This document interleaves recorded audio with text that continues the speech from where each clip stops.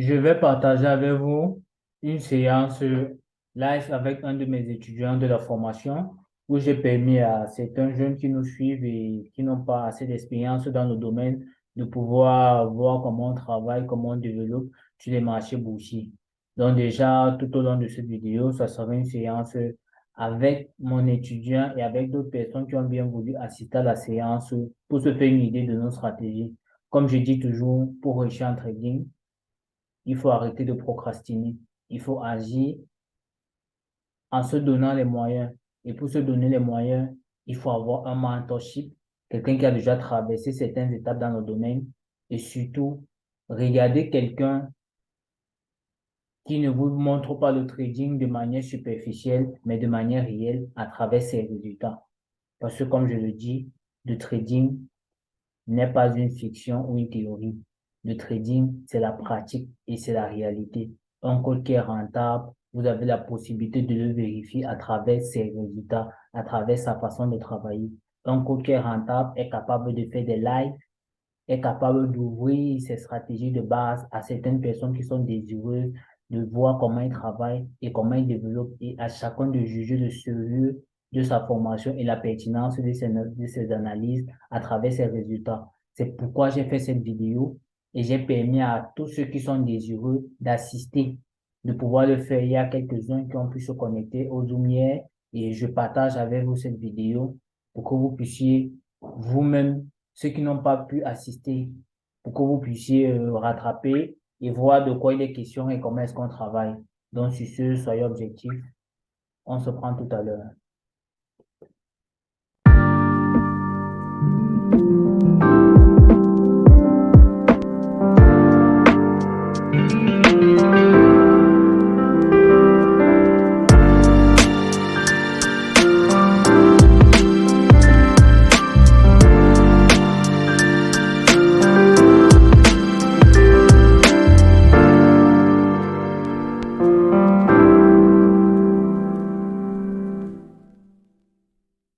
Déjà, si tu es nouveau à la vidéo, moi c'est Claude Brandao. Bienvenue à notre chaîne. N'hésite pas à mettre un pouce si le contenu de cette vidéo va te plaire et surtout à t'abonner et à partager pour nous encourager.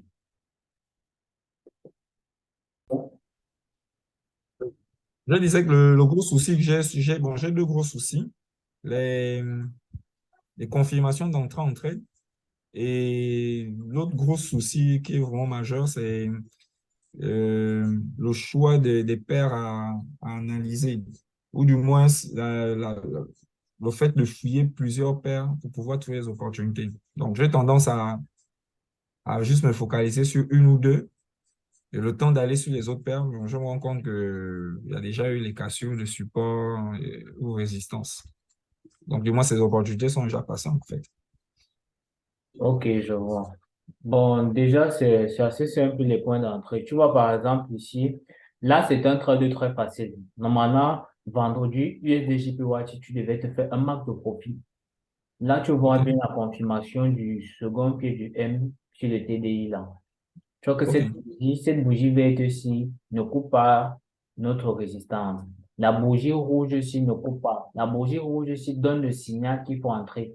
Mais qu'est-ce que tu attends qu'elle clôture rouge pour te donner la confirmation? C'est quand elle a clôturé rouge que tu peux entrer dans ce trade-ci. Et le trade-ci, tu peux attendre que la bougie en cours-ci soit rouge. Par exemple, ces 5 premières minutes ou les 10 premières minutes, quand elle est rouge, tu entres donc en sell en ayant un stop loss assez serré. Tu vois un peu? Oui. Et tu laisses donc couler le marché jusqu'au niveau de ton support. Et tu sais que ton TP1 doit être quelque part là, le TP2 au niveau du support, tu te fais un marque de pupille. Et tu vois là, après ça, le marché retourne. Et le marché va à la hausse. OK. Donc, en fait, si je comprends bien, la confirmation que je peux avoir, hormis les configurations des bougies, c'est surtout sur le TDI.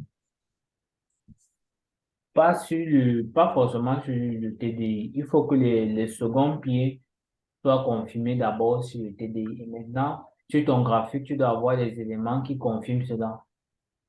OK. OK, d'accord. Je vais expliquer ça avec un exemple assez clair. Bonsoir, Bess Idéal. Bonsoir, mon cher.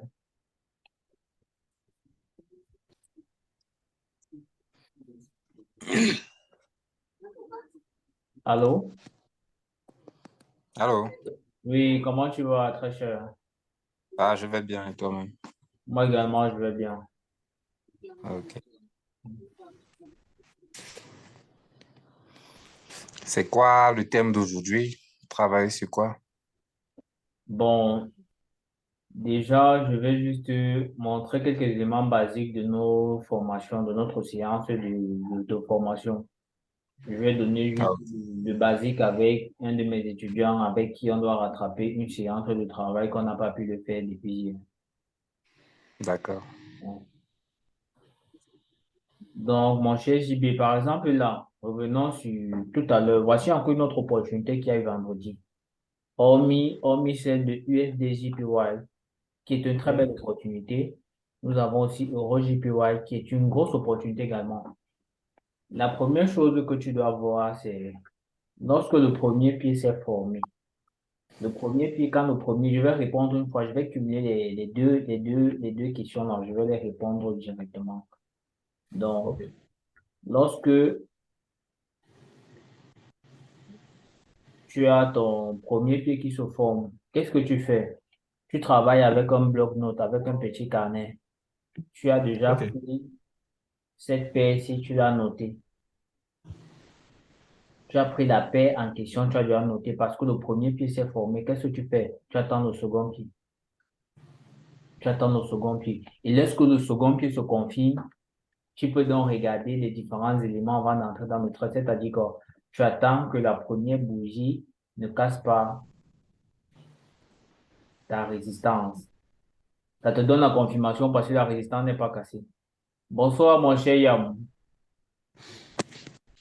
Bonsoir. Comment tu vas? Ça va, ça va. Bonsoir, Ok. bonsoir, bonsoir, coach. Comment vous allez? Bonsoir, Jacob. Je vais bien et toi-même. Ça va très bien aussi. Merci Bonsoir, beaucoup. coach. Ok. Bonsoir, Bonsoir, coach. bonsoir, Yam. Ça fait un bail. Ça va?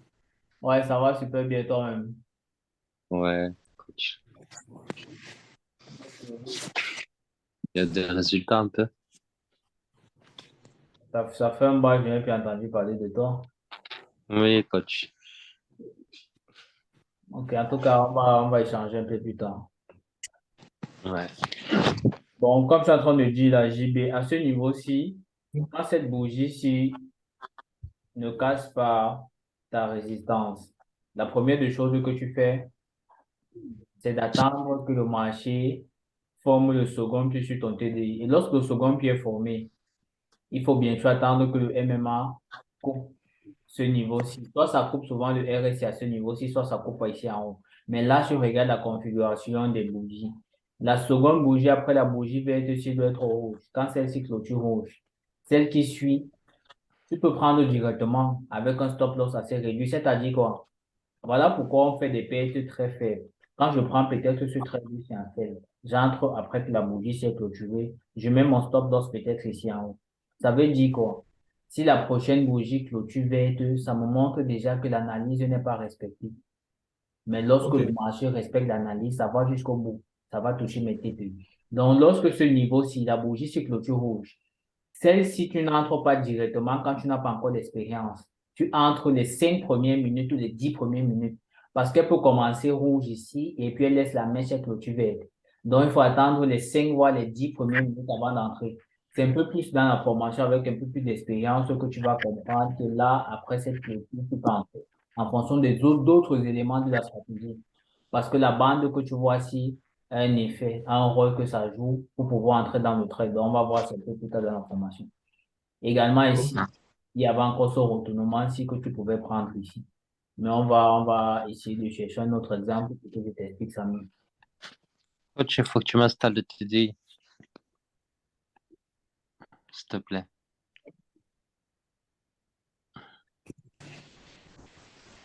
Je ne sais pas si Yam, je t'ai dit on va goûter tout à l'heure. Je ne sais pas si c'est parce qu'il y a eu des problèmes en France là-bas. que tu m'as pu contacter depuis, je sais pas trop, mais après la séance, tu me viens en privé, on va échanger. Oui, coach. Jacob me laisse entendre qu'il ne voit pas mon graphique. Je ne sais pas si quelqu'un d'autre a ce même problème. Non, moi, je le vois très bien, le graphique. Donc, Jacob, le problème est seulement chez toi. Je ne sais pas, mais les autres n'ont pas ce problème-là. Je sais vraiment pas comment tu vas faire. D'accord. Peut-être que je vais devoir me déconnecter et puis je vais me reconnecter. Voir. Ok, ok, essaye un peu voir.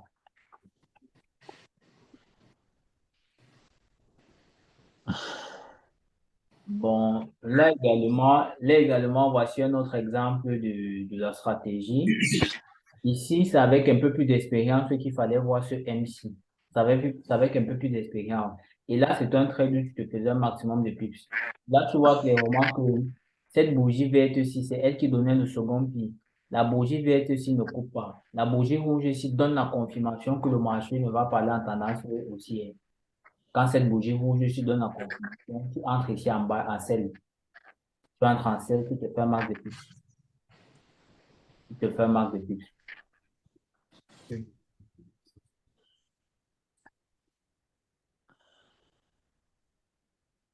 Ok, d'accord. Donc, je vais encore chercher un autre exemple qui explicite un peu ça bien. Ici, par exemple, je t'ai dit, pour le moment, lorsqu'il y a ce genre de cassure, il y a la cassure du support de la résistance que tu ne regardes pas. Mais prochainement, on va voir comment prendre ce genre de trade.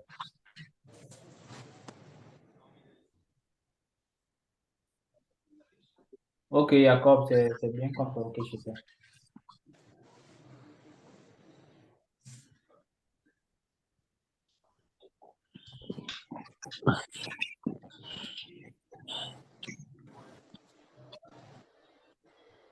Bon, voici encore une autre configuration d'un bon Ouais, trade. ouais. On veut dire quoi?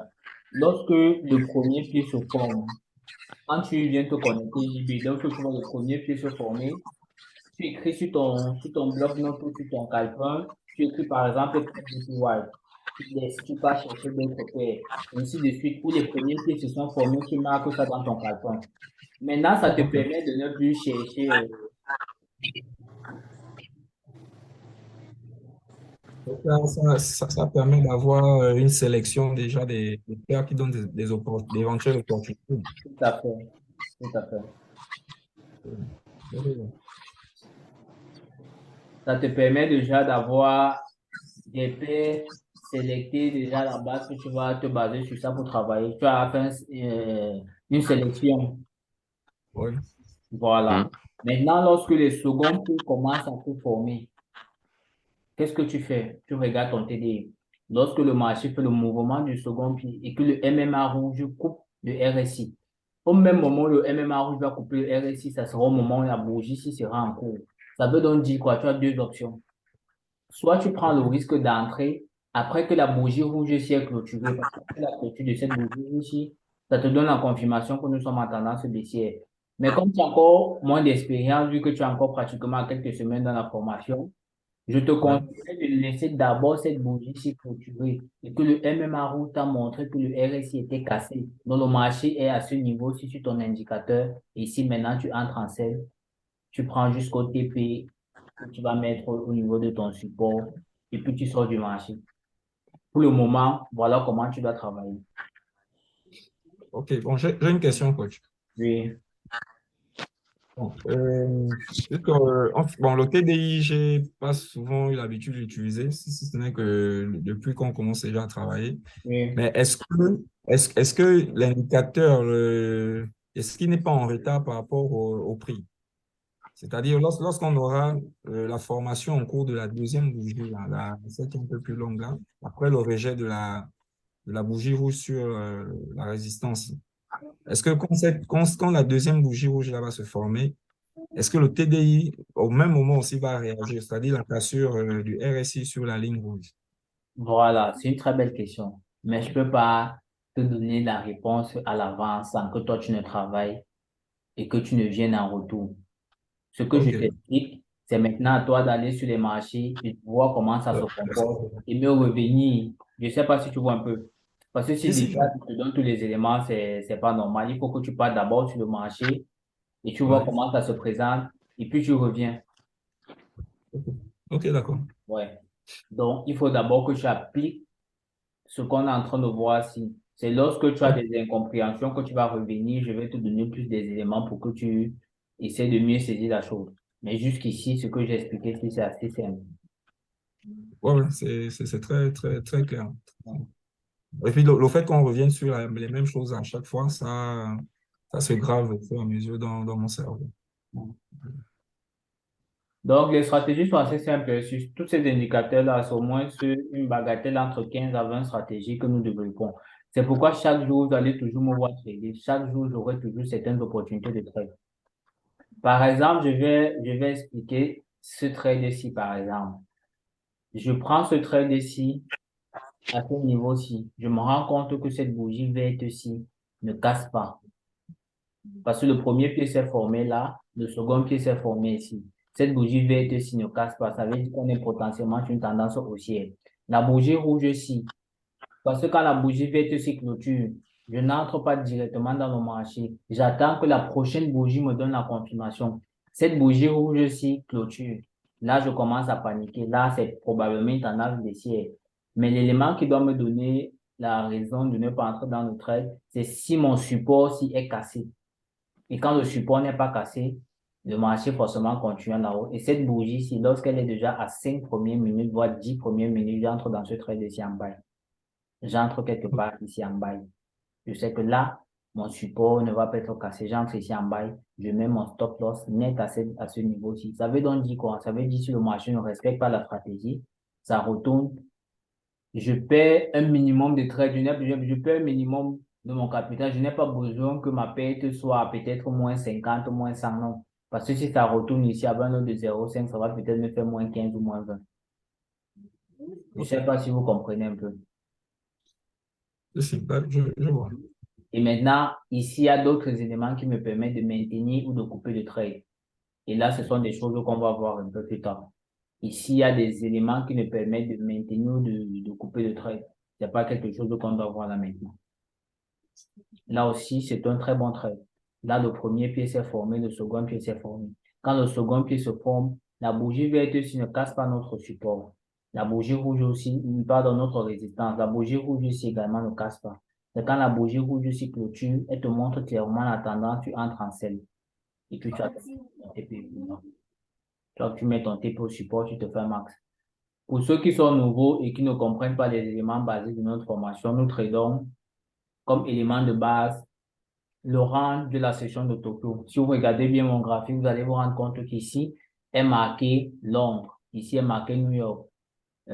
Quelque part là est marqué Tokyo. C'est pas très bien visible. Je sais pas trop pourquoi. Mais bon, cette bande grise-ci que vous voyez, la bande grise-ci, c'est la session de Tokyo, donc la session asiatique. Ce niveau-ci, vous voyez être interrompu ici. C'est le début de la session de Londres. Elle est bien clôturée ici. Là, c'est le début de la session de New York et est bien clôturée là. Donc ici, il y a l'interconnexion entre la session de Londres et de New York. La clôture de New York, pardon, la clôture de Londres et le début de New York à ce niveau-ci. Et nous avons des éléments qui nous permettent de savoir quand est-ce que le marché va être volatile ou pas. Ces supports et résistances que vous voyez, ce sont des supports et des résistances que beaucoup qui traitent des stratégies comme le presumption et les autres stratégies, ils ont beaucoup je sais pas comment expliquer ça. Ils ont beaucoup du mal à lire le marché. Alors que nous, avec ces éléments, on a la capacité de savoir que lorsque le marché refuse de casser la session de Tokyo et qu'elle vient se répéter à la session de Londres, automatiquement, les market makers ne veulent pas casser ce niveau-ci. La tendance va être baissière. Et inversement, quand le marché refuse de casser ce niveau-ci depuis la session de Tokyo et qu'elle se répète à Londres, on sait déjà comment entrer dans le marché en fonction des autres éléments de la stratégie qu'il faut forcément être dans la formation pour mieux les saisir et mieux comprendre cela. Donc, c'est un peu ces éléments de base pour ceux qui sont nouveaux à ça, juste pour que vous compreniez un peu ça. Donc, JB, En gros, c'est un peu ça on devait voir aujourd'hui. Ici, par exemple, c'est pas un trait d'apprendre, même comme le M, c'est bien formé. Parce que là, s'il faut mettre ton TP au niveau du support, je vois que là, tu ne vas pas te faire beaucoup de pubs, c'est assez réduit. Avec nos stratégies, nous tradons pratiquement toutes les paires qui existent sur les différents marchés. Vous pouvez constater que là, nous sommes ici sur l'or. Nous sommes ici sur l'or. Nous avons les mêmes stratégies que nous appliquons. Et les stratégies diffèrent en fonction aussi de certaines paires. Là aussi, il y a d'autres stratégies qu'il faut maîtriser pour pouvoir prendre certains traits. Là, par exemple, là, ce sont les crypto-monnaies. Là, on a le Bitcoin. Là, on a le Bitcoin. Là, on a l'Ethereum. Toujours avec la configuration qu'il faut de nos éléments, de nos stratégies pour pouvoir les trader. Ici, nous sommes déjà sur les indices. Nous avons le S&P ici. Nous avons le stock 50, nous avons là le Nasdaq, nous avons le DAX. Avec nos éléments de base, nous sommes capables de trader pratiquement toutes les paires. Que ce soit les marchés des entreprises. Là, par exemple, on a Tesla qu'on peut trader les actions de Tesla. On peut trader les actions de Renault. Je crois Tesla, là c'est Volkswagen. Là, c'est le café, le cacao. Là, on a le coton.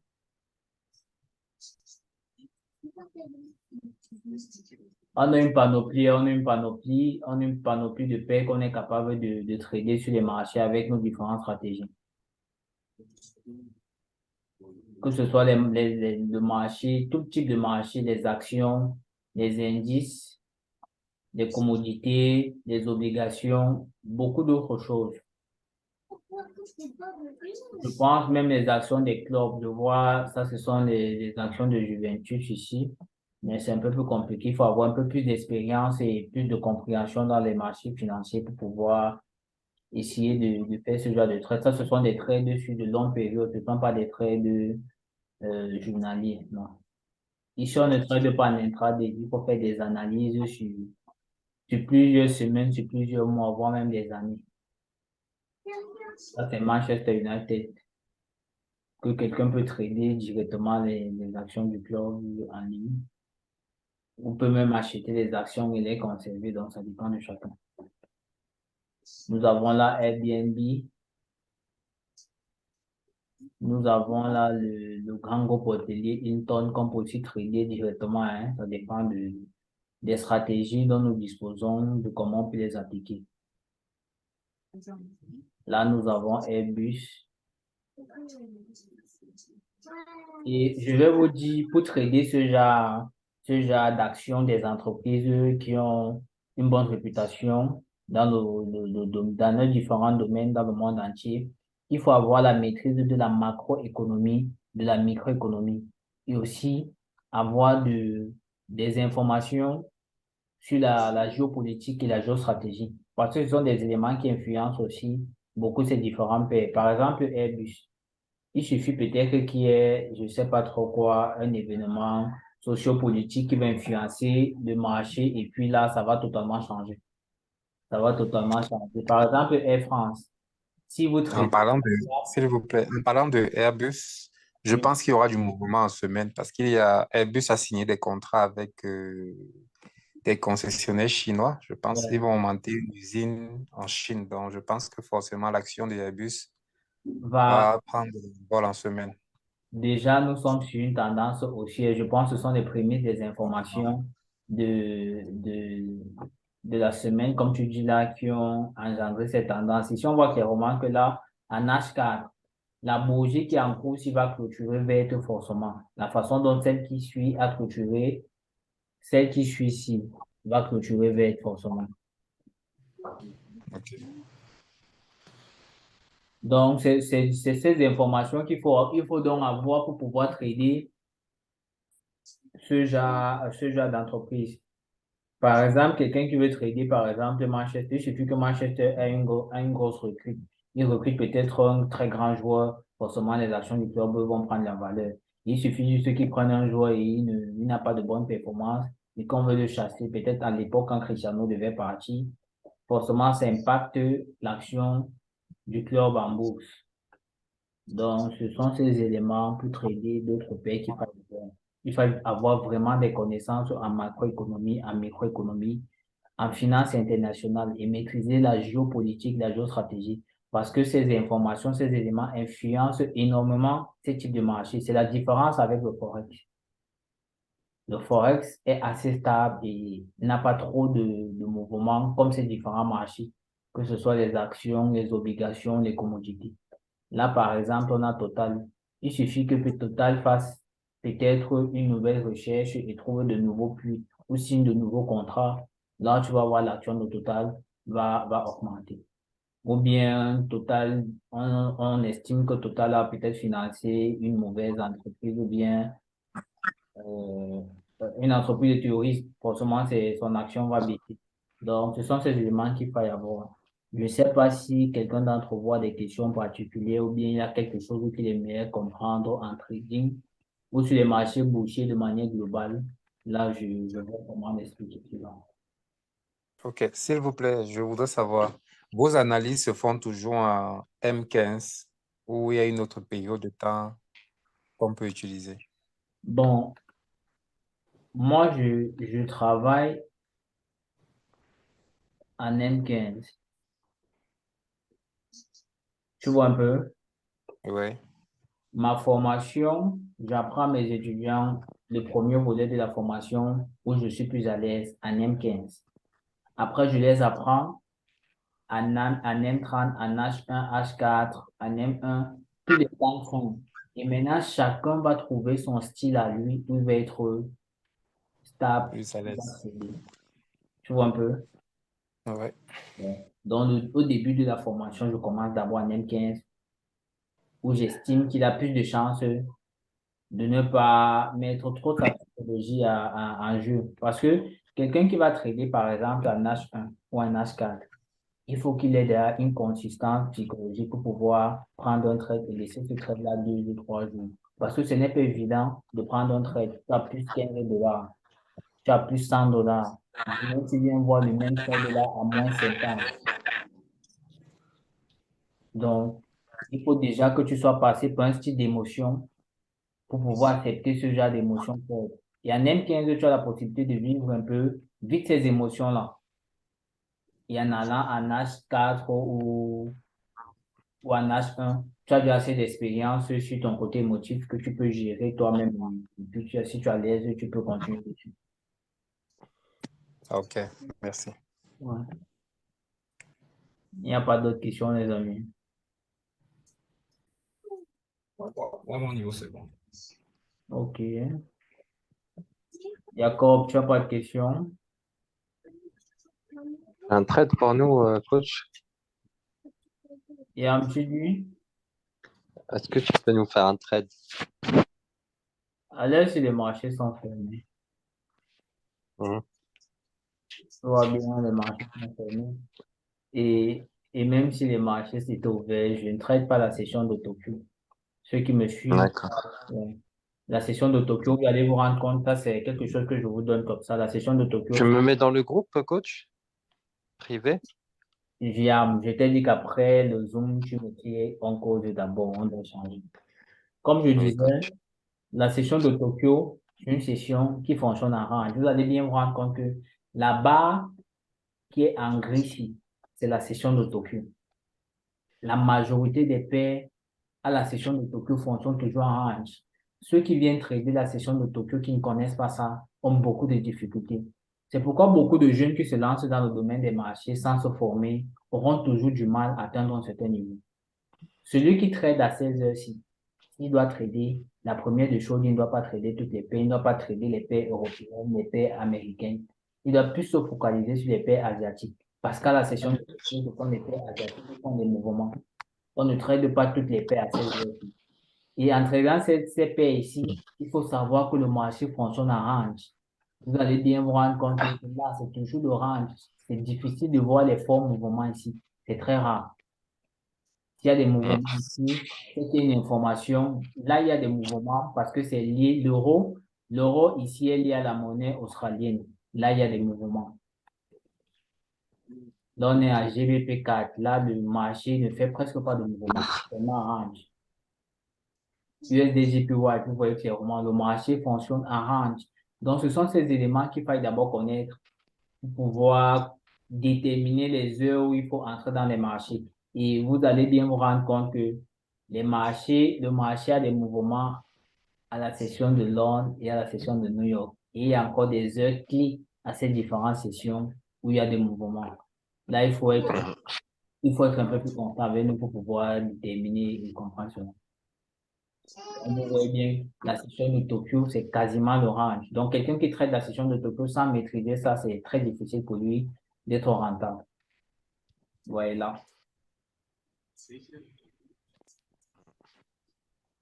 Donc, je ne sais pas s'il y a des questions particulières sur lesquelles je peux répondre. S'il n'y a pas, je pense qu'on va lever la séance. Jacob, tu n'as pas de questions? Oui, j'ai une question. Ok, j'écoute, mon cher. Dans les différentes vidéos que je vois souvent sur la chaîne, Je ne t'entends pas très bien. Élève un peu la voix, mon cher. d'accord. Dans les différentes vidéos que tu publies sur la chaîne YouTube, Oui. je vois lorsque tu recherches les opportunités, tu ne fais pas des analyses en daily et en weekly. Je ne sais pas, est-ce que c'est valable pour toutes les paires ou bien tu fais une analyse sur les gros time frame au préalable avant de venir chercher les opportunités en M15. Non. C'est ce que j'ai expliqué tout à l'heure. Je n'ai pas besoin d'aller à un daily. Non, je n'ai pas besoin de ça. Je vais juste te prendre un exemple assez basique de ce qu'on a vu tout à l'heure, EuroJPY par exemple. Quand je vois ce M se former, je n'ai pas besoin d'aller en daily chercher la confirmation. En M15 directement, je vois la tendance du marché avec les éléments de ma stratégie. Je ne sais pas si tu vois un peu. Oui, oui, je vois. Si par exemple on vient en M30, tu vois qu'en M30, ce n'est plus ça. Tu vois qu'en H1, ce n'est plus ça. Ça ne me donne aucun élément de ma stratégie de base. Tout à fait. Voilà, donc je suis focus sur ce time frame. C'est pourquoi dans les vidéos en ligne, tu ne vas pas me voir dire j'ai d'abord fait une analyse en H1, H4, non. Je peux peut-être regarder en M30 parce qu'en M30, le time frame un peu plus élevé, ça peut te donner aussi d'autres éléments, une autre grille de lecture de ton trade. Mais ce n'est pas dessus que tu te bases pour entrer dans un trade. Si tu veux te baser dessus, mieux tu prends le trade juste en M30. Tu sais que là, c'est des éléments de la stratégie qui sont respectés en M30 avant que je sois entré dans le trade. Parce que s'il faut trader comme tu es en train de vouloir poser ta question, les analyses à la base vont être faussées. Parce que quelqu'un qui analyse son trade là en M15, il voit son M ici. Il vient en H1, il n'y a pas ce M là. Peut-être ici, il peut même voir un W et ça le fait paniquer, il sort du marché, alors que son analyse de base était juste. Ici, par C'est clair, exemple, coach, c'est clair. ouais, ici, par exemple, l'analyse de base, quand elle est respectée, on entre dans le marché, peu importe ce qui se passe sur les autres time frames. Là, tu peux encore avoir la confirmation. Là, ça te donne juste la confirmation quand tu es déjà peut-être ici. Là, tu vois ce MC8, tu te dis, bon, le marché respecte mon analyse. C'est tout. Tu vois qu'en H1, ça n'a rien à voir. Mais par contre, tu peux peut-être prendre ce trade-ci. Si tu viens en H1, par exemple, le jour-ci, si tu étais ici en H1, tu pouvais prendre ce trade-ci. Parce que là, c'est la stratégie qui est respectée. Là, tu as décidé de trader en H1. Pas que tu as tradé en M15, tu allais vérifier en H1, non. C'est pas ça. Soit tu décides de prendre un time frame précis pour pouvoir trader.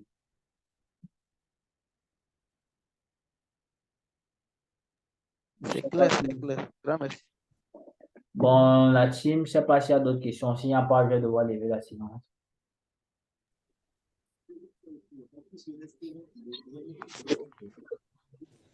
JB, c'est bon? Oui, coach, ça va, là, ça va. Ça va. Ok. Jacob, c'est bon pour toi?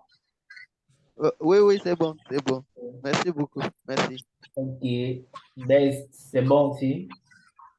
c'est bon, merci beaucoup. Ok. Bon, bonne soirée à chacun d'entre vous. À demain.